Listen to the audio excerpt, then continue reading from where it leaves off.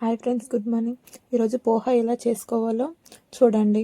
ముందుగా ఒక గిన్నెలో ఆయిల్ పెట్టుకొని ఆయిల్ వేడెక్కిన తర్వాత ఆవాలు వేగిన తర్వాత అందులోనే కొంచెం జీలకర్ర వేసుకొని ఆవాలు రెండు వేగిన తర్వాత అందులో మళ్ళీ కొన్ని పల్లీలు వేసుకొని వేయించుకోవాలి. పల్లీలు మంచిగా వేగిన తర్వాత అందులో కొన్ని పచ్చిమిర్చి వేసుకోవాలి. పచ్చిమిర్చి మంచిగా కొంచెం వేగిన తర్వాత అందులోనే కొన్ని ఆనియన్స్ వేసుకొని ఆనియన్స్ వేగేంత వరకు వేయించుకోవాలి.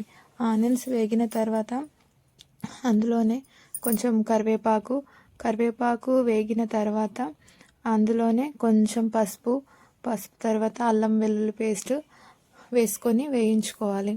వేయించుకున్న తర్వాత అందులోనే కొంచెం సాల్ట్ వేసి ఇంకొంచెంసేపు మగ్గించుకోవాలి.